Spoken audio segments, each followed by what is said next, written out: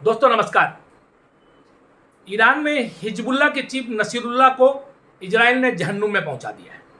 जी हाँ, जिस बंकर में छुपा हुआ था हिजबुल्लाह का यह चीफ, वहां पर ईरान ने एयर स्ट्राइक की और उस बंकर में ही ध्वस्त हो गया और 72 हुरों के पास पहुंच गया।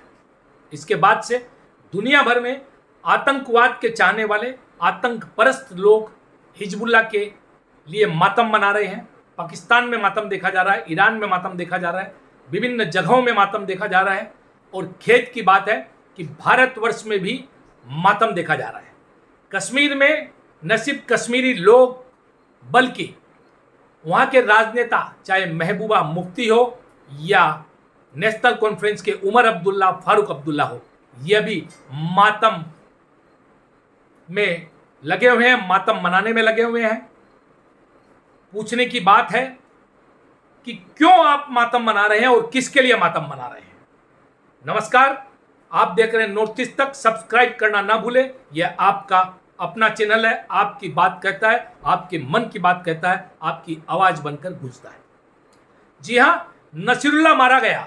यह नसीरुल्लाह कौन था? यह आतंकवादी था जिस पर यूएस गवर्नमेंट सहित दुनिया की कई गवर्नमेंटों ने, कई सरकारों ने बहुत बड़ा इनाम रखा था और अब ये मारा गया है तो इसका मातम जगह जगह देखने को मिल रहा है। भारत के कानपुर में, कश्मीर में लोग जो है मातम मना रहे हैं।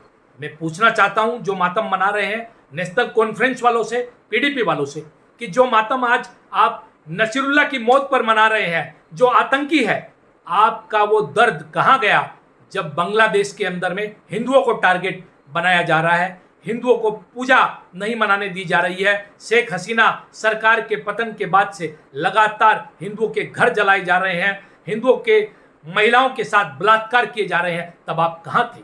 क्या आपका यह दर्द आतंकियों के लिए ही दिखाई पड़ता है? भारत सरकार भी डेमोक्रेसी के नाम पर या नॉर्मेलसी के नाम पर या दुनिया को दिखाने के लिए इन आतंक परस्त लोगों को क्यों सहन करती है? हिजबुल्लाह के साथ कोई संवेदना नहीं होनी चाहिए और नहीं हिजबुल्लाह को समर्थन करने वाले लोगों के साथ किसी प्रकार की संवेदना ही होनी चाहिए। कहां है ये लोग और कहां थे ये लोग जब पाकिस्तान से सूचना आती है हिंदुओं के ऊपर में अटैक की, हिंदुओं के धर्म परिवर्तन की, यहां तक कि जब भारतवर्ष में भी हिंदुओं का खिलाफ लव जिहाद किया जाता है या धर्मांतरण किया जाता है तो कभी कोई आवाज नहीं उठती है। क्यों नहीं उठती?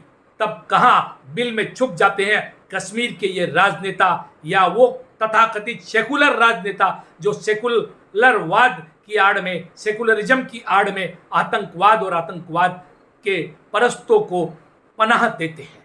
आखिर क्या कारण है कि भारत सरकार, मोदी सरकार जो राष्ट्रवाद की बात करती है वह भी नम्र नजर आती है। जी हां, यह वह देश है जहां पर शंकराचार्य अविमुक्तेश्वरानंद गोध्वज यात्रा लेकर जब आते हैं तो पूर्वोत्तर के मेघालय में उनको घुसने नहीं दिया जाता है, उन्हें नागालैंड में घुसने नहीं दिया जाता है, उन्हें अरुणाचल प्रदेश में घुसने नहीं दिया जाता है, जिस देश में बहुसंख्यक समाज 100 करोड़ से अधिक लोग गाय को माता मानकर पूजते हैं। खुलेआम वहां पर गोकशी होती है, गोकशी का समर्थन होता है, वहां आतंकियों का समर्थन होता है और यह समर्थन जारी है। जहां पर शंकराचार्य पर प्रतिबंध लगता है किंतु पोप पर या किसी मौलवी पर प्रतिबंध नहीं लगता, उसकी जबान पर विश्व वमन करने के लिए प्रतिबंध नहीं लगता, पाक परस्तों पर प्रतिबंध नहीं लगता, नहीं हिजबुल्लाह या किसी अन्य बुहरान वानी जैसे आतंकियों का समर्थन करने वालों पर प्रतिबंध नहीं लगता। क्यों सरकार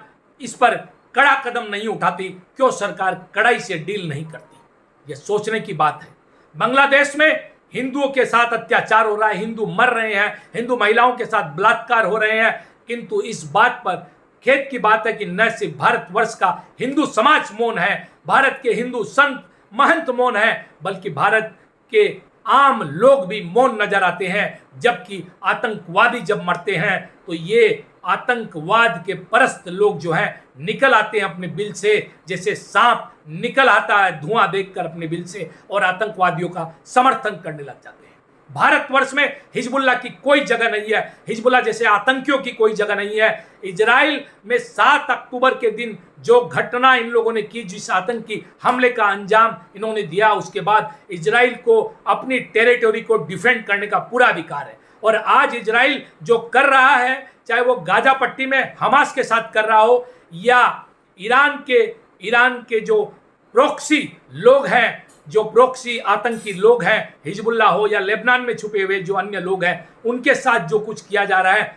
वह एकदम जस्टिफाइड है। ईरान को अधिकार है अपने लोगों की और अपनी संप्रभुता की रक्षा करने की, और भारत को भी अधिकार है। भारत को भी इन आतंक परस्त लोगों के साथ कड़ाई से डील करने की जरूरत है। भारत सरकार को यह मैसेज भेजने की जरूरत है कि भारत में हिजबुल्लाह का समर्थन नहीं चलेगा, और जो समर्थन करेंगे उन्हें सही जगह दिखाने की जरूरत है। नमस्कार, वंदे मातरम, भारत माता की जय, जय आयोग होम। देखते रहिए नॉर्थ ईस्ट।